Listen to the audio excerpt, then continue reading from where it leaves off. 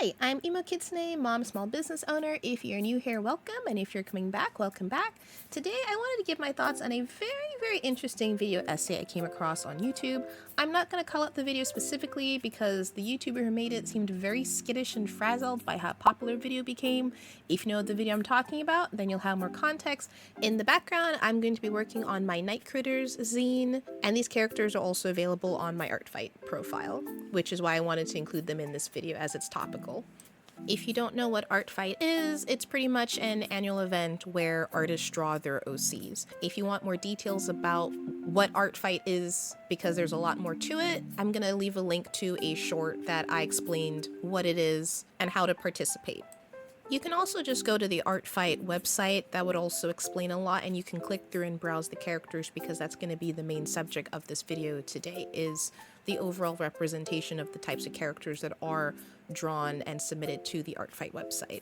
So the video asserted that because there are more male OCs than female OCs on the Artfight website, the community is quote-unquote subtly misogynistic. I'm making this video to explain my theory for why there's an imbalance of male and female OCs, and also to just defend artists to draw whatever characters they want. I will say the video did bring the receipts with a survey of over 1,000 profiles, a bunch of OCs broken down by category, which they made publicly available via Google Docs. Assuming it's still up, anyone can view their findings, which I did look over, and I can confirm that their study seems pretty accurate because even browsing between the OCs myself, it does line up with the numbers that there is a higher chance of running across a male OC versus a female OC on Artfight. However, I disagree with their claim that this is due to some kind of subtle misogyny, that somehow the users on Artfight have a subtle hatred or prejudice of women, whether consciously or subconsciously. I want to make a few disclaimers because this is a bit of a spicy topic that includes topics of feminism, misogyny, as well as spicy art. When I'm talking about male and female, I'm talking in the broadest generalized sense. It's not my intention to exclude anyone who identifies outside of the gender binary. We're also here to discuss the video in question. This is no way intended to be an attack on the person who made it. I only wanted to discuss their findings and offer a counter argument to their points. The purpose of this video is also to encourage artists to draw whatever they want, embrace designs that they like, and not feel obligated to draw certain kinds of characters out of shame. The video in question had good intentions, so please don't go and harass the creator of the video. If anything, please thank them for meticulously collecting an obscene amounts of data on the topic. So Artfight as a whole is not misogynistic. A large part of the community are women and or LGBT artists who are attracted to and like designing male characters. If Artfight had mostly male artists or even a balance of male to female artists, I'm sure the results would be flipped. But obviously drawing more women doesn't necessarily mean less misogynistic. Oh no, because you need to design the right kind of female OCs wearing the right things with the right body shape. You see how we've come full circle to controlling how women are depicted? Good intentions, but a gross overcorrection to a genuine problem. More on that later. So first, let's talk about the study. A very impressive and well put together study, and honestly, I can't dispute the findings and the data. However, I do think there are some flaws in the methodology? No. I think this is a really good set of data, and I want to thank the YouTuber who put this together. So undisputably and statistically, there are more male than female OCs. And then there are other statistics such as depth of character, art drawn of the characters, and other categories in their galleries. Something I think that's missing with this data collection are the statistics within each user, because in some categories, I don't think it's useful to mix the users together. So for example, the claim, the site's misogynistic because male OCs have way more fleshed out backstories compared to female characters. I personally think this is because male OCs just dominate the website, so it stands to believe that there will be more male characters who would just get more details in the backstories. Something more useful is to say how many users on a case-by-case basis developed their male OCs and then ignored their other female OCs. Then that would be pretty telling, because not everyone gives their characters full descriptions or backstories, and there are some categories that were very subjective, and the YouTuber pretty much said, "Trust me, bro, I was super generous when categorizing female characters who were, to use the catch-all phrase here, air quotes, problematic." So I'm going to talk about a few points that were mentioned in said video.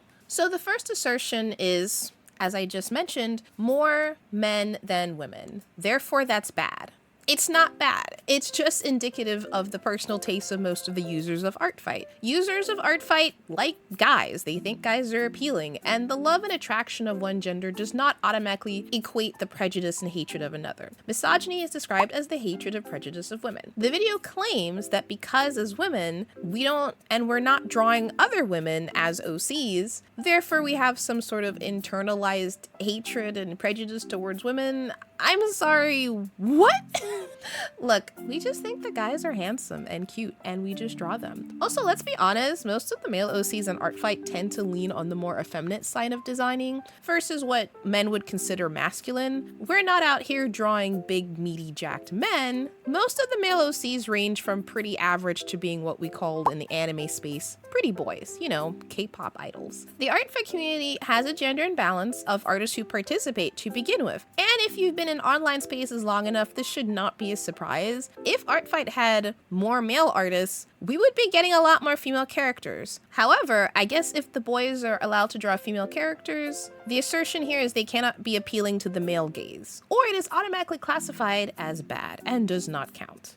What? I'll open up that can of worms later on in the video when we start talking about spicy art. But honestly, I think Artfight scares off most male artists for this reason. I wouldn't be surprised if some of the guys looked at the user base of the website and thought, I don't think my type of art is welcomed here. And I'm gonna assume your immediate thought is guys drawing spicy art of their female OCs. No, not every guy out here is drawing waifus with the big bobas. Although, if any guys are watching this, feel free to correct me on that. I would argue being in spaces dominated by typically male artists, so the first place that comes to mind is maybe a place like Newgrounds. The stereotype is that the boys tend to enjoy characters that have a lot more grit in the way that they are depicted, cartoony, over-exaggerated features, and Artfight maybe gives the impression that that specific kind of art style and characters are just not desired on the platform, even though that's not true. And even if they did want to draw their spicy waifu characters, nothing wrong with that if it is within the rules of Artfight. Artfight allows for nudity for a reason because it is artistic expression. They just care about whether or not you filter it properly. But that is my explanation for why there is just more male OCs than female OCs on Artfight. Women who think guys are hot and therefore just draw dudes that just feel that's pretty much it. But I want to talk about more points in the video, so let's get into some other things that were discussed. So this one is fascinating, and I think, again, this is looking into it in a more cynical manner, because their claim is male OCs get way more character investment than the female OCs, therefore misogyny, but it seems like people who like to write in details and the people who don't were all mixed in together with the data, and I don't think that was an accurate way to jump to conclusions that the female OCs by default on Artfight don't get enough of a description unfairly. I think it's more on a user by user basis versus a gender by gender basis, because not everyone cares to write up a description for their characters, and there's evidence to suggest that in the data itself. So let's talk about favoritism and bioequality, because it's all kind of the same thing. So favoritism is measured in how many images a character had gotten, which again, if the majority of the characters on the website are already guys, statistically I would assume that the characters that would have the most attacks and or pictures in the gallery would also be the male OCs. The video also measured favoritism with how high up a character was in the lineup of characters. For those of you unfamiliar with Artfight on your profile, only the first few characters are shown, and to see the rest you need to expand the gallery. By the way, you can upload up to 100 OCs on Artfight, because I know some of y'all are crazy with your OCs. Typically, characters users want to draw or quote-unquote our favorites are placed first, but not always. This is anecdotal, admittedly, but I organize my OCs based on variety, not necessarily favorites, to show anyone browsing my profile that I have a mixture of characters. So I have humanoid characters, I have furries. They're not in any particular order I was thinking too hard about based on their gender. However, the video pointed out that female OCs were just as likely to be on the top as male OCs. Again, the evidence suggests that that is just unsurprising, because if you were someone who was already drawing a mixture of guys and girls, I don't really think there's gonna be favoritism there.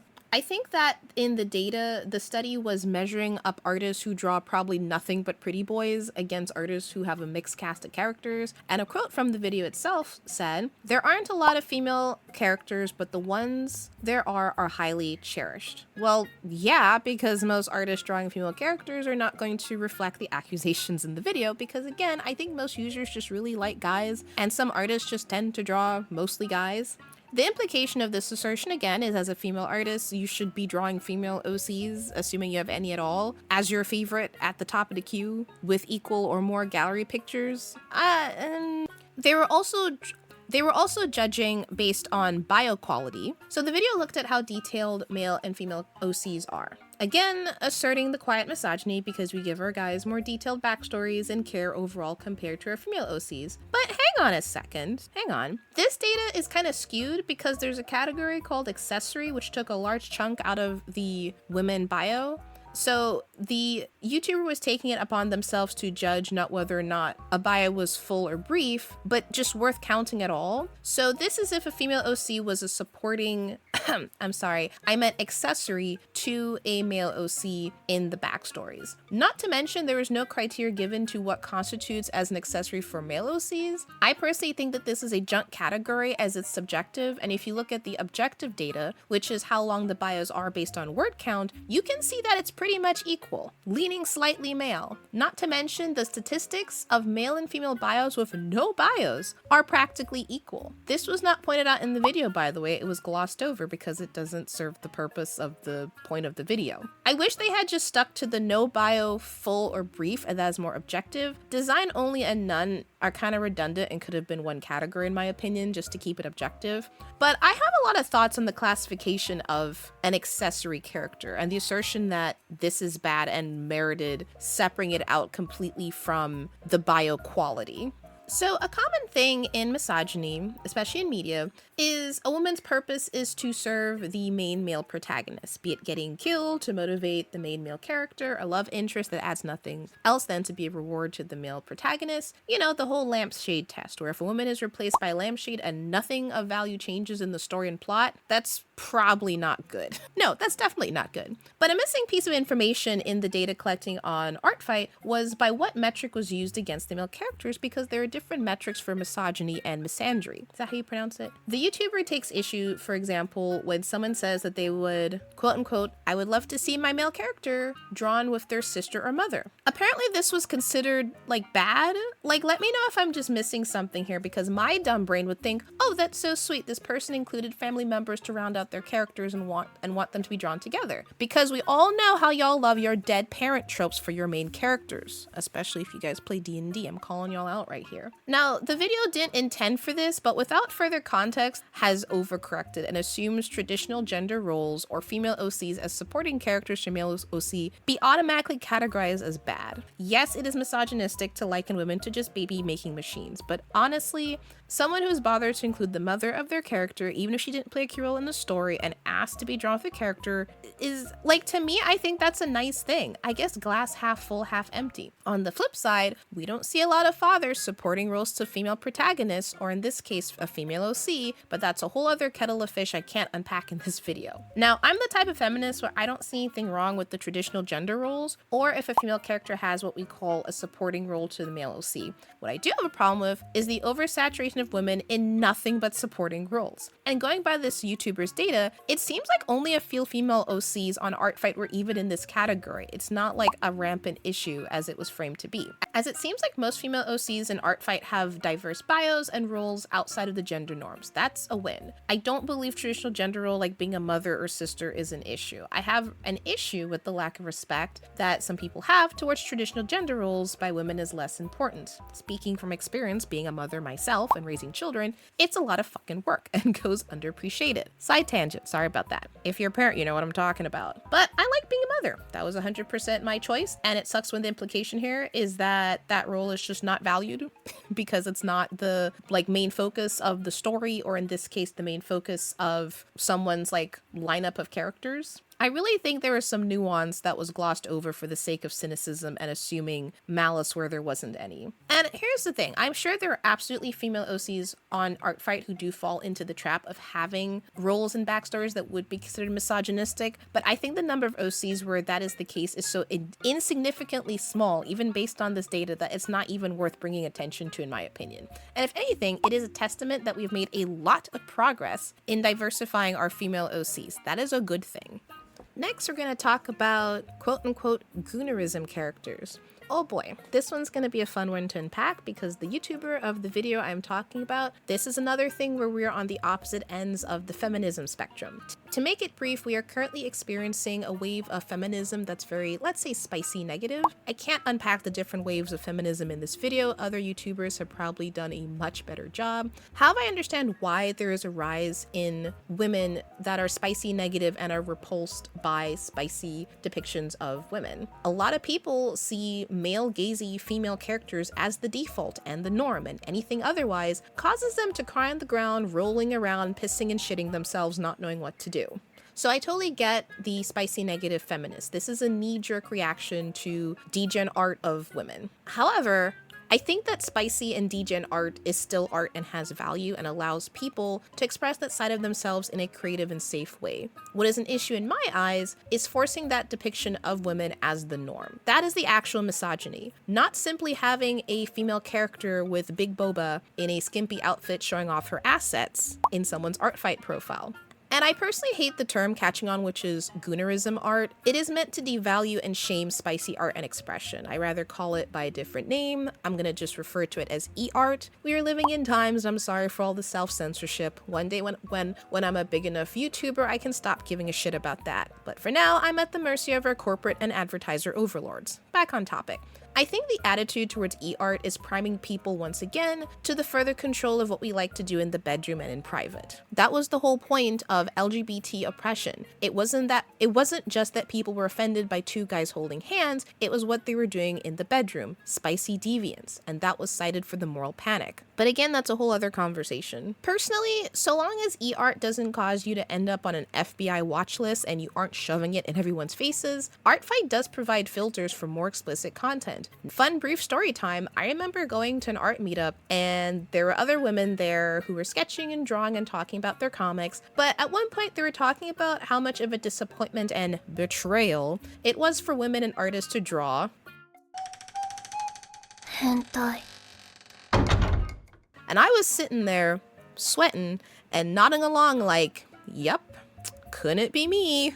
And I'm still acknowledging that it still is feminism, it's just an opposite side of the same coin. If it were me, I would have not put goonerism in a separate category. It is my personal belief that it is not anyone's place to judge and say how much skin a female OC shows is acceptable or not for her to be a valid character, or to quote unquote proper female representation. Nuance is important. We've been here before in real life. I don't want to see that kind of judgment reflected in a space where everyone is just drawing and sharing what they like for fun. The video also made mention that it was interesting that female OCs were more likely to be drawn in a goonerism manner. That is not surprising if you understand the psychology of what men and women find attracted to. Again, I'm speaking in stereotypes, this isn't absolute. The stereotype is men are more physical in terms of their attraction and women love the emotional aspects of attraction. Again, there are exceptions. We are speaking in terms of stereotypes, and this changes with how someone identifies outside of the gender binary. Even in spicy BL, which is consumed mostly by women, the focus is always on the emotional context behind the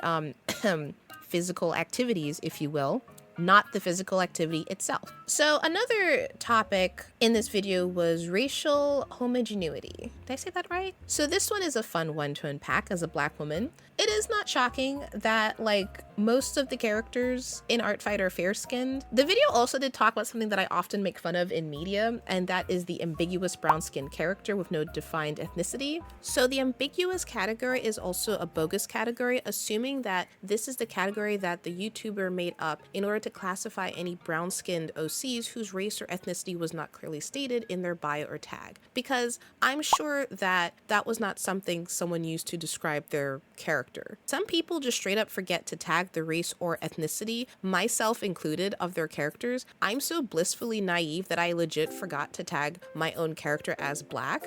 I had temporarily forgotten the importance of making sure my character is known for POC representation because I was so focused on the other traits of my character that them being Black was something just so natural and normal to me as a Black woman myself. We're not out here tagging our non-POC characters as white or Caucasian. That's just what. But point is, people forget or don't consider tagging their characters as such. The other flaw of this category is that it forgets characters who can be mixed race and don't neatly fit in an ethnic box. I do think context is category because I do have some thoughts on OCs and character designs where a character is brown skinned but doesn't like neatly fit into like a specific ethnicity. The term I like to use for these types of characters is inoffensively brown. It's kind of when you want to have a POC character but you don't want to commit to specific race or apply specific features associated with that ethnicity, so they're left ambiguous. Very popular in anime. Dark Elves is a classic example of that. I know dudes who would not shut the hell up about DEI and woke, but they love their dark-skinned elf girls. It hurts my brain, but that's a whole other conversation I don't want to unpack right now. However, hot take, I think there's room for artistic expression for characters that aren't clearly defined as a specific real-life ethnicity. If we can have made-up races of any skin color, we can have made-up races with a bit of melanin in their skin, but aren't assigned to a specific real-life ethnicity and culture. Not to mention, when you make a character that's based off of a real ethnicity, you have to consider a lot of things about that character to depict them properly and not accidentally stumble into negative stereotypes or poor representation. And so I understand when some artists don't want to deal with all of that and they just go for the, I just want my character to be dark-skinned and that's the beginning and end of the thought. However, representation does matter and we should always encourage it, but I don't believe we have a moral obligation to ascribe every character with a darker skin tone a real-world race equivalent. I will say, again, anecdotally, feel free to tell me if you experience this differently. I personally see way more POC characters and OCs in general than years ago. That's just a vibe. I can't speak to the data, but I'm like browsing Artfight and so many of you guys legit have diverse characters in your lineup of OCs. I'm so proud of you guys. I don't think it's as bad as this video is making it out to be.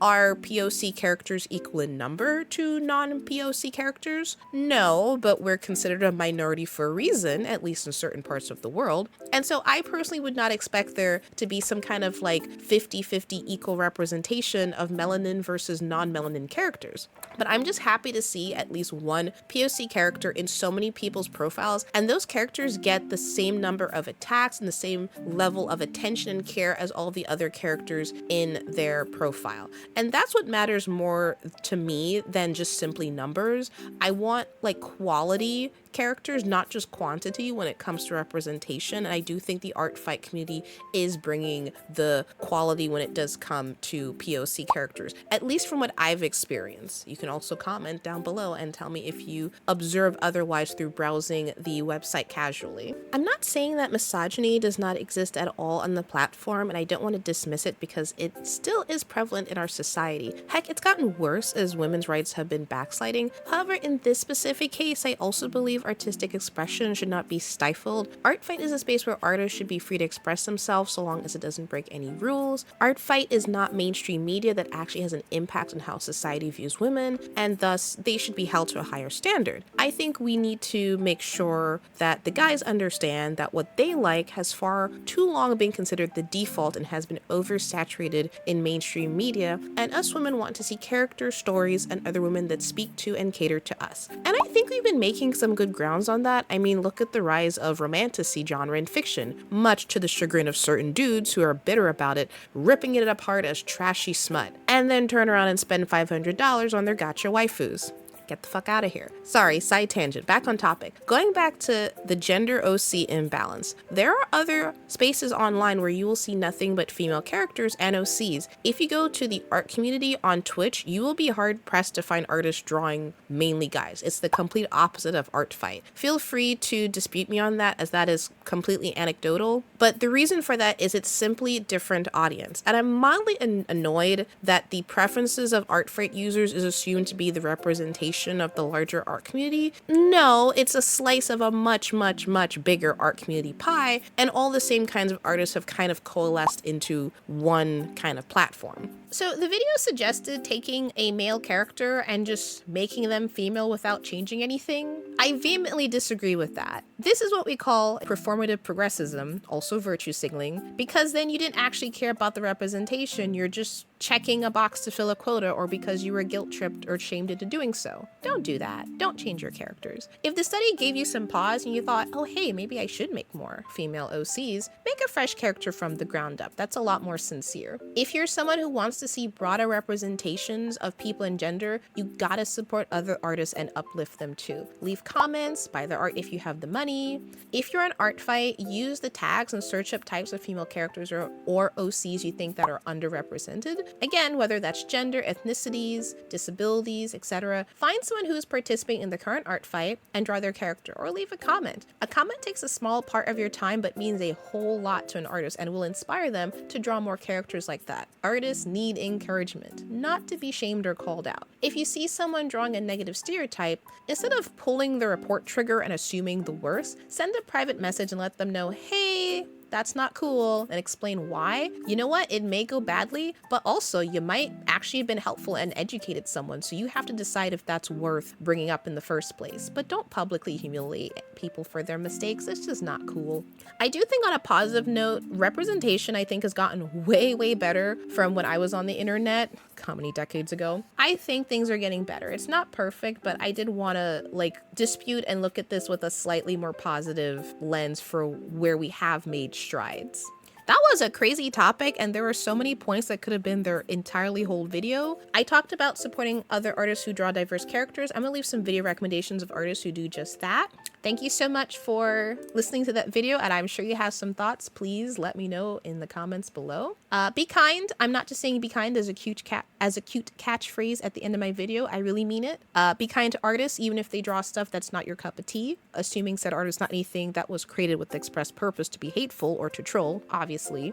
Be kind to artists who draw spicy art, so long as it's not anything that's, Also, be kind to the YouTuber who made the video that I'm critiquing. I hope my tone did not come off as aggressive, because I think the research done and was shared was really important. Again, I do try to reply to most comments. Please discuss maturely in the comment section below, and try not to get personally heated and stay on topic. This is an art channel, so we're talking about art, we're talking about characters, we're not talking about Disney, corporations, and media. That's a whole other kettle of fish. We're just talking about your average 16-year-old that's just drawing their OCs for fun, right? That is the topic here. Let me know if anything resonated with you, and if this video or study possibly made you reconsider or change the way that you draw your characters. For me, not really. I kind of just draw what I like. I'm not thinking too hard about it, and anyone who has an issue with my characters, they can just...